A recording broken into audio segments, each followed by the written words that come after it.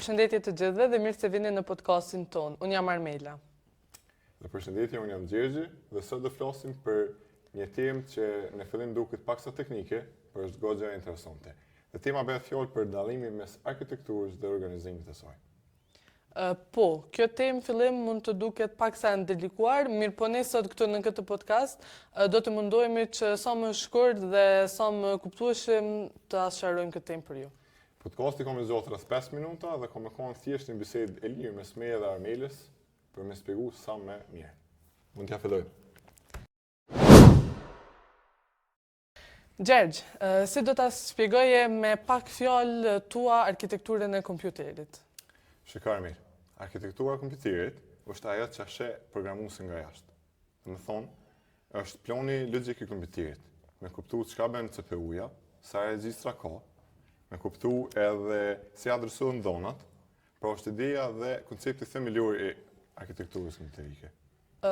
Pra pak a shumë është sikur plani një shtëpie. Do me thonë që tregon se ku gjenden dhomat, ku gjenden dritaret, mirë po asnjë nga këto ende nuk janë të vendosura në rregull, veç se do të tregojnë se si do të funksionojë më tutje.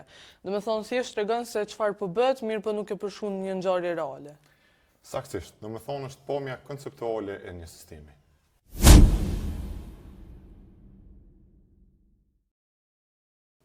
Pra tema e dytë është organizimi i kompjuterit. Fillimisht mundja me pyet Armelën, por organizimi i kompjuterit çka është ai?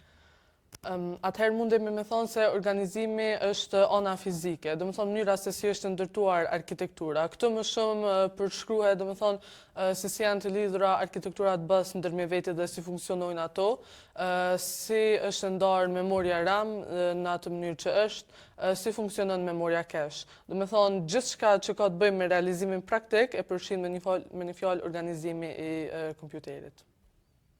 Që është cekë edhe më herët analogjinë me shtëpi, mundi me thonë se shtëpia është arkitektura, do me thonë plani i shtëpisë, ndërsa organizimi i saj janë për shembull muret, telat, shtyllat, betonimi, dritaret, do me thonë ato që e bëjnë planin funksional.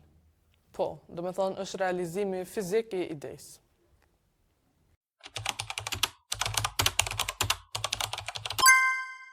Tema tjetër është shembuj të qartë dhe në mënyrë që ta bëjmë më të kuptueshme këtë temë, marrim disa shembuj konkret. Më lejo Armel të dhon dy shembuj konkret të parë.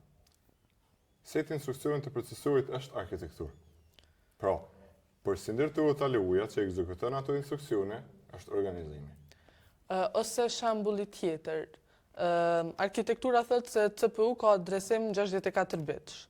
Ose shembulli tjetër që tregon se organizimi tregon se sa memorie fizike përdoret, sa nivele ka memoria cache, sa të mëdha janë për shpejtësinë e tyre e tjera.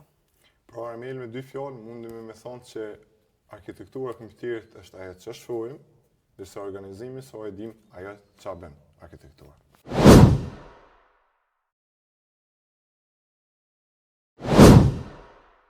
Tema tjetër, pse është e rëndësishme të dim dallimin. Shumë studentë mund të pyesin se cili është dallimi mes arkitekturës dhe organizimit. E rëndësishme është me ditë studentat që me kuptu si punon kompjuteri. Kur e din arkitekturën, e kupton konceptin, ndërsa kur e din organizimin e arkitekturës, e kupton performancën, ndërsa kufizimet dhe arsyeën pse disa operacione janë më të mira dhe disa jo. Edhe kur programojmë na hyn shumë punë. Do me thonë e kuptojmë mënyrën e organizimit të RAM-it, si funksionojnë pjesët e saj, pse cache memoria e rrit shpejtësinë, pse disa funksione të tjera e zoglojnë atë. Do me thonë të gjitha këto mund të hyjnë në zhvillimin e organizimit. Po më pëlqen kjo çfarë thotë ti, edhe du ta dim që është goxha thelpsore në fushën si hardware engineering, sistemet embedded, edhe dizajnimi i procesorëve.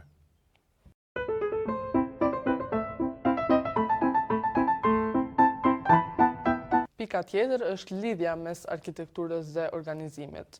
Do me thonë, arkitektura dhe organizimi nuk janë gjëra të ndara, mirë po mundemi me thonë në mënyrë më konkrete se ato e plotësojnë njëra tjetrën. Kur thotë që e plotësojnë njëra tjetrën, mundemi me kuptu se ti nuk mundesh me pas një arkitekturë të mirë pa organizim të mirë, ose nuk mundesh me thonë që është një organizim i mirë kur arkitektura është e dobët. Pra kuptojmë se as nuk ka vlerë, as një organizim, as një arkitekturë pa qenë të dyja perfekte. Në fund të fundit, kompjuteri është kombinimi i konceptit dhe realizimit fizik.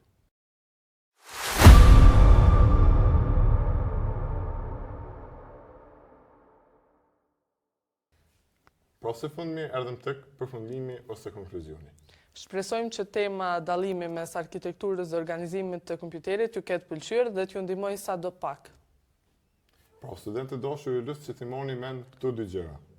Arkitektura është ideja, pamja logjike, ajo çfarë sheh programuesi, ndërsa organizimi është ndërtimi fizik, si funksionon dhe çfarë ndodh brenda kompjuterit. Faleminderit që na dëgjuat dhe shumë suksese në lëndën arkitekturë kompjuterike. Mirupafshim.